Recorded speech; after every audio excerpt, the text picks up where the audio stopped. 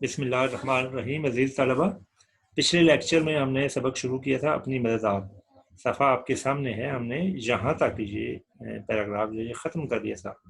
آج اس سے آگے ہم شروع کرتے ہیں۔ اے میرے عزیز ہم وطنوں، اگر یہ رائے صحیح ہے تو اس کا یہ نتیجہ ہے کہ قوم کی سچی ہمدردی اور سچی خیر خواہی کرو۔ غور کرو کہ تمہاری قوم کی شخصی زندگی کا چال چلن کس طرح پر عمدہ ہو تاکہ تم بھی ایک معزز قوم ہو۔ کیا جو طریقہ تعلیم و تربیت کا، بات چیت کا، وضع لباس کا، سیر سپاٹے کا، شغل اشغال کا تمہاری اولاد کے لیے ہے، اس سے ان کے شخصی چال چلن، اخلاق و عادات، نیکی و سچائی میں ترقی ہو سکتی ہے؟ حاشا وکلا، حاشا وکلا، ہرگز نہیں۔ یہ لفظ جو ہے شغل اشغال ہے، یعنی مشاغل، ہابیز۔ اس کو شغل پڑھنا بھی درست ہے، لیکن شغل تو یہ پہلے آ گیا نا، تماشے، سیر سپاٹے۔ شغل کا مطلب تماشا ہوتا ہے، کھیل تماشا۔ شغل کا مطلب ہے مشغلہ۔ جبکہ ہر شخص اور کل قوم خود اپنی حالتوں سے آپ اپنی اصلاح کر سکتی ہے، تو اس بات کی امید پر بیٹھے رہنا کہ بیرونی زور انسانوں کی یا قوم کی اصلاح و ترقی کرے، کس قدر افسوس بلکہ نادانی کی بات ہے۔ وہ شخص در حقیقت غلام نہیں جس کو ایک خدا نہ ترس ظالم نے، جو اس کا ظالم آقا کہلایا جاتا ہے، خرید لیا ہے، یا ایک ظالم اور خود مختار بادشاہ یا گورنمنٹ کی رعیت ہے، رعیت رعایا عوام، بلکہ در حقیقت وہ شخص اصلی غلام ہے جو بد اخلاقی، خود غرضی، جہالت اور شرارت کا مطیع اور اپنی خود غرضی کی غلامی میں مبتلا اور قومی ہمدردی سے بے پرواہ ہے۔ مطیع، اطاعت کرنے والا۔ وہ قومیں جو اس طرح دل میں غلام ہیں، وہ بیرونی زوروں سے، یعنی عمدہ گورنمنٹ یا عمدہ قومی انتظام سے آزاد نہیں ہو سکتی جب تک کہ غلامی کی یہ دلی حالت دور نہ ہو۔ جب تک انسانوں میں یہ خیال ہے کہ ہماری اصلاح و ترقی گورنمنٹ پر یا قوم کے عمدہ انتظام پر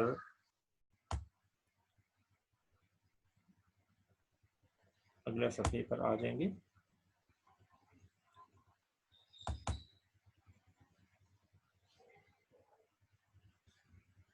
جی کافی آگے ہم نکل گئے، میں اس کو بیک کرتا ہوں۔ یہاں پر گورنمنٹ کے انتظام پر منحصر ہے، اس وقت تک کوئی مستقل اور برتاؤ میں آنے کے قابل نتیجہ اصلاح و ترقی کا قوم میں پیدا نہیں ہو سکتا۔ گو کیسی ہی عمدہ تبدیلیاں گورنمنٹ یا انتظام میں کی جائیں، وہ تبدیلیاں فانوس خیال سے کچھ زیادہ رتبہ نہیں رکھتی۔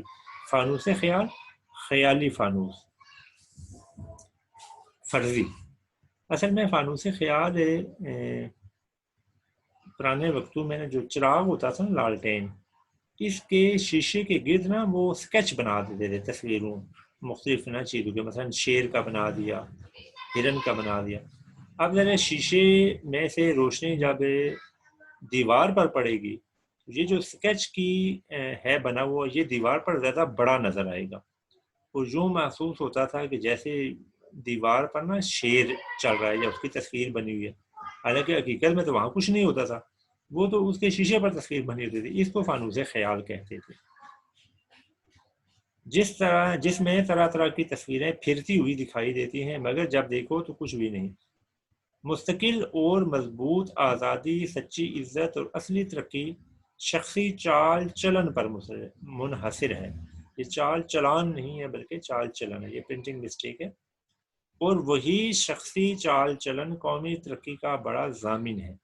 جان اسٹورٹ مل، جو ایک بہت بڑا دانا حکیم گزرا ہے، کا قول ہے کہ ظالم اور خود مختار حکومت بھی زیادہ خراب نتیجے نہیں پیدا کر سکتی اگر اس کی رعایا میں شخصی اصلاح اور شخصی ترقی موجود ہے، اور جو چیز کے شخصی اصلاح و شخصی ترقی کو دبا دیتی ہے، در حقیقت وہی شے اس کے لیے ظالم و خود مختار گورنمنٹ ہے۔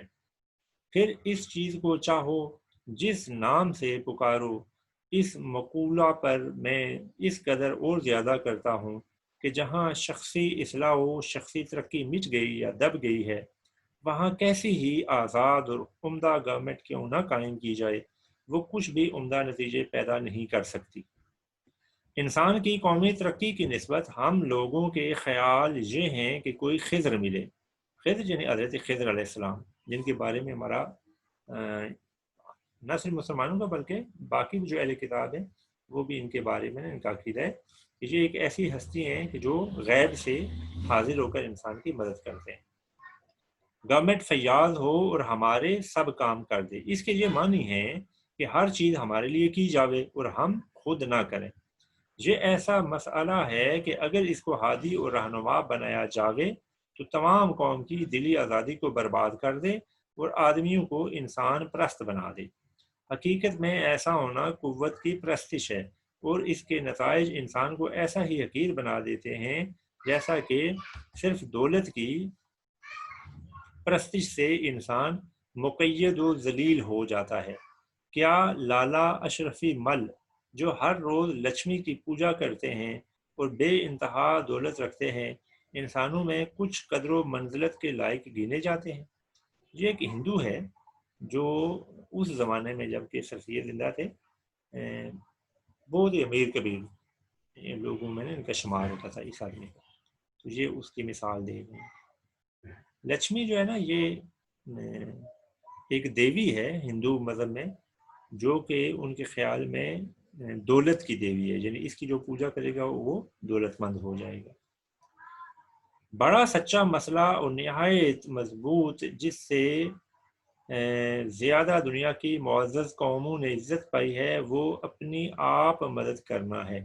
جس وقت لوگ اس کو اچھی طرح سمجھیں گے اور کام میں لاویں گے تو پھر خضر کو ڈھونڈنا بھول جاویں گے۔ اوروں پر بھروسے اور اپنی مدد آپ، یہ دونوں اصول ایک دوسرے کے بالکل مخالف ہیں۔ پچھلا انسان کی بدیوں کو برباد کرتا ہے اور پہلا خود انسان کو۔ ٹھیک ہے، یہ دونوں باتیں سر سید کے خیال میں انسان کو خراب کرتی ہیں۔ اگلا صفحہ دیکھیے، صفحہ نمبر 6۔ قومی انتظام یا عمدہ قوانین کے اجرا کی خواہش، یہ بھی ایک قدیمی غلط خیال ہے۔ سچا اصول وہ ہے جو ولیم ڈراگن نے ڈبلن کی نمائش گاہ دستکاری میں کہا تھا کہ جس وقت میں آزادی کا لفظ سنتا ہوں، اسی وقت مجھ کو میرا ملک اور میرے شہر کے باشندے یاد آتے ہیں۔ ہم اپنی آزادی کے لیے بہت سی باتیں سنتے آئے ہیں، مگر میرے دل میں بہت مضبوط یقین ہے کہ ہماری محنت، ہماری آزادی ہمارے اوپر منحصر ہے۔ میں یقین کرتا ہوں کہ اگر ہم محنت کیے جائیں اور اپنی قوتوں کو ٹھیک طور پر استعمال کریں تو اس سے زیادہ ہم کو کوئی موقع یا آئندہ کی قوی توقع اپنی بہتری کے لیے نہیں ہے۔ استقلال اور محنت کامیابی کا بڑا ذریعہ ہے۔ اگر ہم ایک دلی ولولے اور محنت سے کام کیے جائیں گے تو مجھے پورا یقین ہے کہ تھوڑے زمانے میں ہماری حالت بھی ایک عمدہ قوم کی مانند آرام و خوشی و آزادی کی ہو جائے گی۔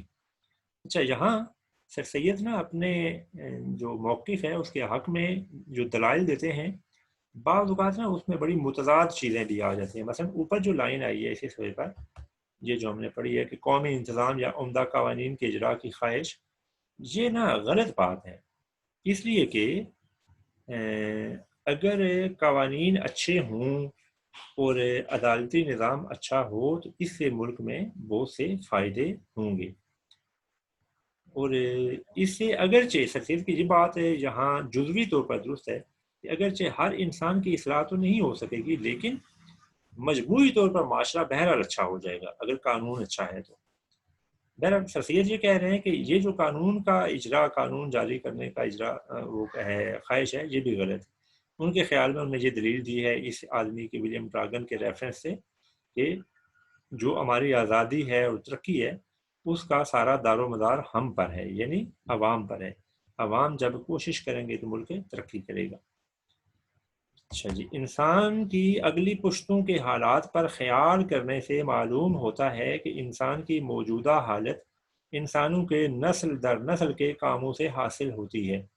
محنتی اور مستقل مزاج محنت کرنے والوں، زمین کے جوتنے والوں، کانوں کے کھودنے والوں، نئی نئی باتوں کے ایجاد کرنے والوں، مخفی باتوں کو ڈھونڈ کر نکالنے والوں، اعلی جر ثقیل سے کام لینے والوں اور ہر قسم کے پیشہ کرنے والوں، ہنرمندوں، شاعروں، حکیموں، فیلسوفوں، ملکی منتظمین نے انسان کو موجودہ ترقی کی حالت پر پہنچانے میں بڑی مدد دی ہے۔ یہ جملہ دیکھیں کتنا لمبا ہو گیا، حالانکہ سیدھی سی بات ہے کہ انسان کی جو ماضی کی نسلیں ہیں، ظاہر ہے انہی کی محنت کی وجہ سے آج ہم اس مقام پر ہیں، سائنسی ترقی میں یا جو بھی ترقی کا آج ہم جو بھی ترقی ہم کہیں۔ مثلا سیدھی سی بات ہے، اگر انسان نے پہیہ نہ ایجاد کیا ہوتا تو موجودہ ہماری جتنی سائنسی ایجادات ہیں شاید ان کا آج یہ حال نہ ہوتا۔ آپ نے یہ پڑھا ہوگا نا کہ پہیہ تمام ایجادات کی ماں ہے، ٹھیک ہے؟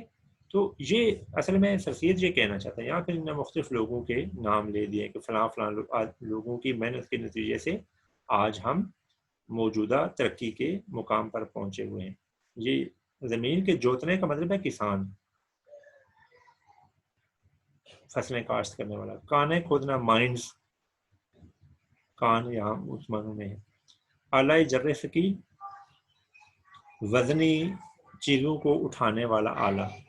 پرانے زمانے میں تو یہ نا سادہ سا اس کا تھا نا طریقہ چیزوں کو اٹھانے کا، کہ ایک رسے کی مدد سے نا ایک پلی ہوتی تھی، اس پلی پر رسا باندھ کے تو چیزوں کو کھینچا جاتا تھا۔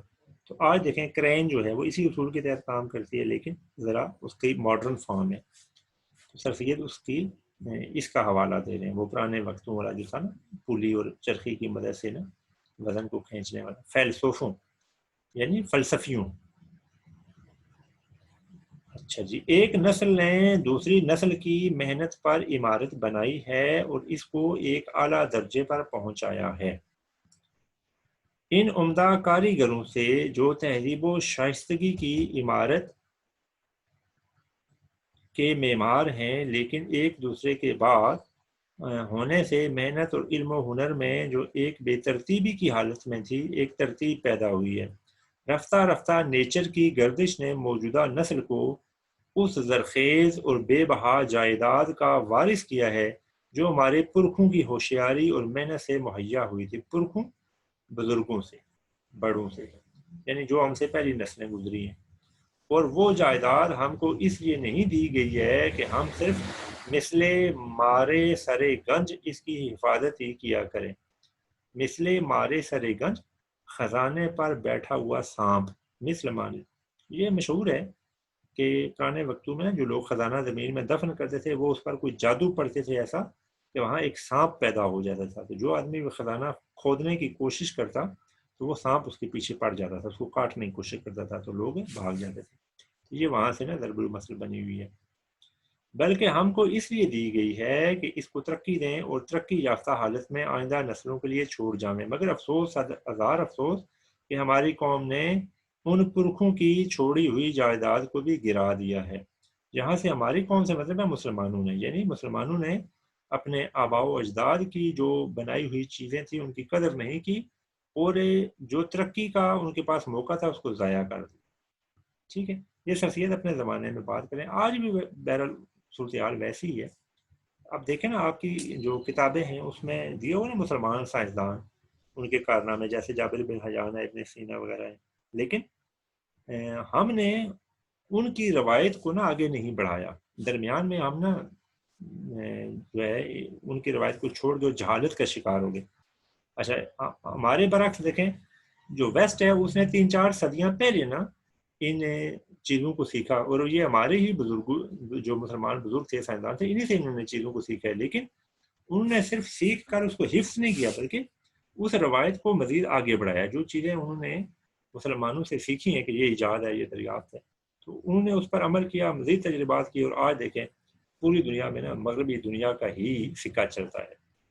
ٹھیک ہے، جو سپر پاور ہے وہ ویسٹ ہے نا، ہم مسلمان تو نہیں رہے۔ اب اس کی وجہ یہی ہے کہ ہم نے اپنے بزرگوں کا جو علم تھا اس کو آگے نہیں بڑھایا۔ یہ شخصیت اس کی بات کر رہے ہیں۔ اچھا جی، اگلا صفحہ نمبر 7۔ ایک نہایت عاجز و مسکین غریب آدمی جو اپنے ساتھیوں کو محنت اور پرہیزگاری اور بے لگاؤ ایمانداری کی نظیر دکھاتا ہے، اس شخص کا اس کے زمانے میں اور آئندہ زمانے میں اس کے ملک، اس کی قوم کی بھلائی پر بہت بڑا اثر پیدا ہوتا ہے، کیونکہ اس کی زندگی کا طریقہ اور چال چلن وہ معلوم نہیں ہوتا مگر اور شخصوں کی زندگی میں خفیہ خفیہ پھیل جاتا ہے اور آئندہ کی نسل کے لیے ایک عمدہ نظیر بن جاتا ہے۔ یہ کہنا چاہتے ہیں تفسیر اس میں کہ ایک آدمی جب محنت کرتا ہے تو اپنی جو اس کی محنت کرنے کی فطرت ہے، عادت ہے، اور جو وہ مثال قائم کرتا ہے وہ نہ لازماً اگلی نسل کو بھی منتقل ہوتی ہے وہ روایت، اور یہ عمدہ نظیر، عمدہ مثال بن جاتا ہے وہ بندہ نا۔ ہر روز کے تجربہ سے یہ بات معلوم ہوتی ہے کہ شخصی چال چلن ہی میں یہ قوت ہے کہ دوسرے کی زندگی، برتاؤ اور چال چلن پر قوی اثر پیدا کرتا ہے، قوی طاقتور۔ اور حقیقت میں یہی ایک عمدہ عملی تعلیم ہے۔ جب ہم اس عملی تعلیم کا علمی تعلیم سے مقابلہ کریں تو مکتب و مدرسے اور مدرسۃ العلوم یعنی کالج کی تعلیم اس عملی تعلیم کی ابتدائی تعلیم معلوم ہوتی ہے۔ ان دونوں میں اصل میں سفید تھیوری اور پریکٹیکل میں فرق واضح کر رہے ہیں، ٹھیک ہے۔ جو آج کل ہم جس چیز پر ہم نے زور دیا ہوا ہے وہ تھیوریٹیکل نالج ہے، عملی نالج جو ہے نا، پریکٹیکل نالج ہے، ہمارے پاس کم ہوتا جا رہا ہے۔ اسی وجہ سے نا ہماری ترقی کی رفتار جو ہے وہ سست ہے، سلو ہے۔ زندگی کے علم کا یعنی زندگی کے برتاؤ کے علم کا، جس کو انگریزی میں لائف ایجوکیشن کہتے ہیں، انسان پر، قوم پر بہت زیادہ اثر ہوتا ہے۔ اچھا، یہاں سر سید سے غلطی ہوئی ہے۔ لائف ایجوکیشن کوئی اصطلاح نہیں ہے، لائف لانگ ایجوکیشن ایک اصطلاح ہے۔ لائف لانگ ایجوکیشن کا مطلب ہے وہ چیز کو جو انسان ساری زندگی سیکھتا رہے، ٹھیک ہے۔ یہ اصل میں وہی لائف لانگ ایجوکیشن کا ہی تصور یہاں سر سید دینا چاہ رہے تھے، لیکن لائف لانگ لکھنا وہ بھول گئے ہیں۔ ممکن ہے انہوں نے اپنے اصل مضمون میں لکھا ہو اور آپ یہاں پرنٹنگ مسٹیک ہو۔ بہرحال یہ اس طرح لائف ایجوکیشن نہیں ہوتی، لائف لانگ، LONG، لائف کے بعد ہائفن آئے گا چھوٹے سے ڈیش، پھر لانگ آئے گا LONG۔ لائف لانگ ایجوکیشن ایسا تعلیم کا سلسلہ کہ جو ساری زندگی انسان حاصل کرتا رہتا ہے، ایسا علم یعنی پریکٹیکل نالج۔ تھیوریٹیکل نالج جو ہے وہ انسان سیکھتا ہے، پھر عمل کرتا ہے، تو پھر وہ اپنے عمل سے اور چیزیں نا دریافت اور ایجاد کرتا چلا جاتا ہے۔ مکتب و مدرسۃ العلوم کا علم طاق میں، صندوق میں یا الماری میں یا کسی بڑے کتب خانے میں رکھا ہوا ہوتا ہے، مگر زندگی کے برتاؤ کا علم ہر وقت دوست سے ملنے میں، گھر کے رہنے سہنے میں، شہر کی گلیوں میں، صرافہ کی دکان میں، ہل جوتنے میں، کپڑا بننے کے کارخانے میں، کلوں میں کام کرنے کے کارخانے میں اپنے ساتھ ہوتا ہے۔ کل ہے یہ، ٹھیک ہے، کل یعنی کارخانہ، یہ آگے کارخانہ ہی ہو گیا۔ یہ ہم مانی الفاظ، مترادف الفاظ سر سید نے استعمال کر رہے ہیں۔ صرافہ سونا، سونے کی جہاں دکانیں ہوں۔ اچھا، یہاں نا سر سید اصل میں یہ کہنا چاہتے ہیں کہ جو پریکٹیکل نالج ہے اس میں اور جو تھیوریٹیکل نالج ہے اس میں بہت زیادہ فرق ہوتا ہے۔ جو تھیوریٹیکل نالج ہے اس کی مثال سر سید دیتے ہیں جیسے صندوق میں کوئی چیز بند ہو، ٹھیک ہے، اور جو پریکٹیکل نالج ہے وہ کیا ہے، وہ شہروں میں، گلیوں میں، کارخانوں میں ہمیں ملتا ہے۔ مطلب ان کا یہ ہے کہ پریکٹیکل جو نالج ہے وہ اسی وقت ہمیں حاصل ہو سکتا ہے کہ ہم خود دیکھیں یا خود اسے پریکٹس میں شامل ہوں، ٹھیک ہے۔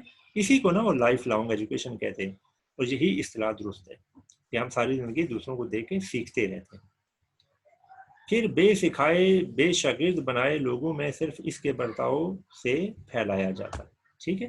یعنی جو بندہ خود اس طرح چیزیں سیکھ لیتا ہے اس سے دوسرے لوگ پھر چیزیں سیکھتے ہیں، حالانکہ اس کے پاس کوئی سند، کوئی ڈپلوما یا اس طرح کی کوئی چیز نہیں ہوتی۔ لارڈ بیکن کا نہایت عمدہ قول ہے کہ علم سے عمل نہیں آ جاتا، علم کو عمل میں لانا علم سے باہر اور علم سے برتر ہے۔ اچھا، اس کی جگہ نا سر سید حدیث پاک اگر کوٹ کرتے تو ہمارے لیے زیادہ مفید ہوتا ہے۔ بہر سر سید کا اپنا اسلوب بیان ہے۔ مشہور حدیث ہے نا کہ وہ علم بیکار ہے کہ جس سے انسان کو کوئی فائدہ نہ ہو، ٹھیک ہے۔ مطلب یہ کہ جو انسان جس چیز پر پریکٹس نہ کر سکے، پریکٹیکل عمل نہ کر سکے، تو وہ علم کسی فائدے کا نہیں ہے۔ یہی بات جہاں نا سر سید نے لارڈ بیکن کے حوالے سے کہی ہے۔ اور مشاہدہ آدمی کی زندگی کو درست اور اس کے علم کو باعمل یعنی اس کے برتاؤ میں کر دیتا ہے۔ علم کی بے نسبت عمل اور سوانح عمری کی بے نسبت عمدہ چال چلن آدمی کو زیادہ تر معزز اور قابل ادب بناتا ہے۔ ٹھیک ہے، یہاں پھر وہی بات دہرا رہے ہیں کہ علم کی بے نسبت عمل، تھیوری کی بے نسبت پریکٹیکل نالج، اور سوانح عمری کی بے نسبت عمدہ چال۔ سوانح عمری کا مطلب ہے زندگی کے باقی حادثات واقعات، اس کی بہ نسبت کریکٹر، اچھا کریکٹر آدمی کو زیادہ معزز اور قابل ادب بناتا ہے۔ اب یہ مقالات سرسید جہاں اچھا انہیں لکھنا چاہیے تھا یہ کون سی جلد ہے، ظاہر جیسے کہ میں نے بتایا یہ 13-14 جلدیں ہیں جو مجلس ترقی ادب لاہور سے شائع، یہ ظاہر اسی انہیں میں سے کسی جلد میں سے لیا گیا، یہاں انہوں نے لکھا نہیں ہے کہ یہ کون سی جلد ہے۔ بہرحال یہاں یہ سبق ختم ہو جاتا ہے، اب ہم مشق کی طرف چلتے ہیں۔ سب سے پہلے جو سوال ہے وہ یہ ہے، اپنی مدد آپ کو مد نظر رکھتے ہوئے درج ذیل سوالات کے مختصر جواب تحریر کریں جو 3 سطور سے زیادہ نہ ہوں۔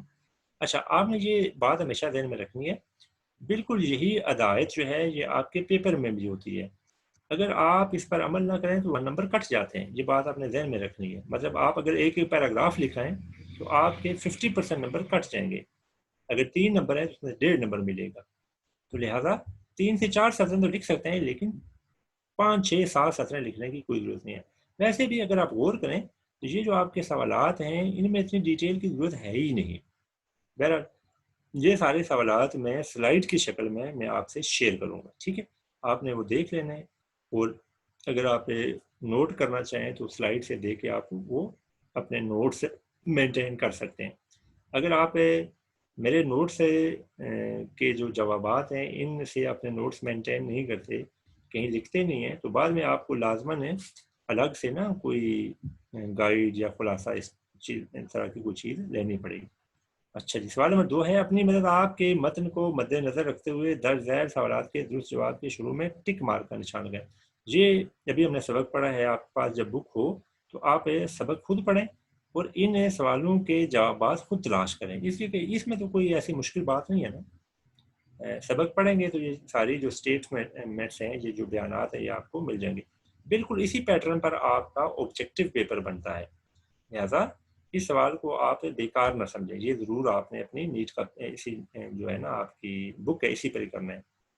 اس کے بعد سوال ہے، سبق اپنی مدد آپ کو پیش نظر رکھتے ہوئے درج ذیل جملے مکمل کریں۔ یہ اگر آپ کر لیں تو یہ بھی بڑا اچھا ہے، نہ کریں تو تب بھی کوئی اس میں خرابی نہیں ہے۔ البتہ اس میں فائدہ یہ ہے کہ پیپر میں آبجیکٹیو میں اس طرح کی خالی جگہ تو نہیں آتی، لیکن ان کے نیچے آپشن آ جاتی ہیں۔ آپ فرض کریں یہ جملہ آ جائے تو وہ یہاں نا آپشن دے دے گا اپنی طرف سے، تو اگر آپ نے یہاں پیپر اپنی کتاب میں یہ جملے پر کیے ہوئے تو آپ کو پتہ ہوگا کہ ان میں سے کون سا جو جملہ ہے، کون سا جو لفظ ہے وہ جملے میں آئے گا، درست لفظ آپ کو یاد رہے گا۔ سوال نمبر 4، سبق اپنی مدد آپ کا مرکزی خیال لکھیں جو 5 جملوں سے زیادہ نہ ہو۔ یہ میں 5 جملوں تک تو ہم نہیں لکھ سکتے، ہم زیادہ سے زیادہ 3 سے، اچھا جملے تو 5 ہو سکتے ہیں لیکن 3 سے 4 سطروں سے زیادہ نہیں ہونا چاہیے، ٹھیک ہے۔ تو یہ میں آپ کے ساتھ جو سلائڈ شیئر کروں گا اس میں یہ موجود ہوگا۔ پھر ہے سوال نمبر 5، سر سید کے مضمون اپنی مدد آپ کا خلاصہ لکھیں۔ خلاصے کا سوال آپ نے کبھی بھی تیار نہیں کرنا، یہ آؤٹ آف پیٹرن ہو گیا۔ اگر آپ کا بورڈ کا پیٹرن اس سال ریوائز ہو گیا تو ممکن ہے اس میں خلاصے کا سوال آ جائے، لیکن ابھی تک اس سال تک 2020 تک ہمارا جو پیٹرن ہے فرسٹ ایئر کا اس میں خلاصے کا سوال نہیں آتا۔ اس کے بعد سوال میں 6 ہے، سیاق و سباق کے حوالے سے درج ذیل اقتباس کی تشریح کریں۔ یہ میں نا آخر میں جب اس سینس ختم ہو جائے گا تو اس وقت نا آپ کو سمجھاؤں گا کہ سیاق و سباق کس طرح لکھا جاتا ہے اور تشریح کیسے کی جاتی ہے۔ اچھا، اب اس میں یہ گرامر کا ایک سوال ہے، یہ ہم ادھر سے پڑھ دیتا ہوں یا آپ کورس سے سن لیں۔ محاورہ اور روزمرہ، جب 2 یا 2 سے زیادہ الفاظ حقیقی معنوں کے بجائے مجازی معنوں میں استعمال ہوں تو وہ محاورہ کہلاتا ہے۔ مثلا آنکھیں دکھانا، آنکھوں سے گرانا، آنکھیں بچھانا، 9 2 11 ہونا، تارے گننا وغیرہ۔ روزمرہ اہل زبان کے بول چال کا نام ہے۔ اچھا، یہ جو ہے یہ محاورے کی ڈیفینیشن ہے اور یہ جو ہے یہ روزمرہ کی ہے، آپ نے اس کو مکس اپ نہیں کر دینا، ٹھیک ہے، یہ 2 مختلف چیزیں ہیں، یہ پیپر میں آتی بھی ہیں کہ روزمرہ اور محاورے میں کیا فرق ہے۔ روزمرہ اہل زبان کے بول چال کا نام ہے۔ روزمرہ میں الفاظ اپنے حقیقی معنوں میں استعمال ہوتے ہیں، محاورہ قواعد کی حدود میں آتا ہے جبکہ روزمرہ قواعد سے بالاتر ہوتا ہے۔ اسی طرح محاورے میں تبدیلی نہیں ہوتی جبکہ روزمرہ اہل زبان کے مطابق بدلتا رہتا ہے۔ تو یہ اس کے اختلافات جو ہیں یہ انہوں نے یہاں لکھے ہوئے ہیں۔ اچھا بھائی، یہ سبق ادھر ختم ہو جاتا ہے۔ اب جو سلائیڈیں ہیں وہ چونکہ ساری میں نے خود لکھی ہیں، جب میں آپ سے شیئر کروں گا تو میں ساتھ پڑھوں گا۔ تو آج کا یہ جو لیکچر ہے ہم ادھر ہی ختم کریں ہیں۔ اگر میں سلائیڈیں ساتھ شیئر کروں تو یہ لیکچر زیادہ لمبا ہو جائے گا۔ جو ہمارا اگلا لیکچر ہوگا، تیسرا لیکچر، اس میں پہلے میں یہ مشقی سوالات آپ سے شیئر کروں گا سلائیڈ کی شکل میں، پھر ہم اپنا نیا سبق شروع کریں گے انشاءاللہ۔ اگلے لیکچر میں آپ سے ملاقات ہوتی ہے، تب تک کے لیے خدا حافظ۔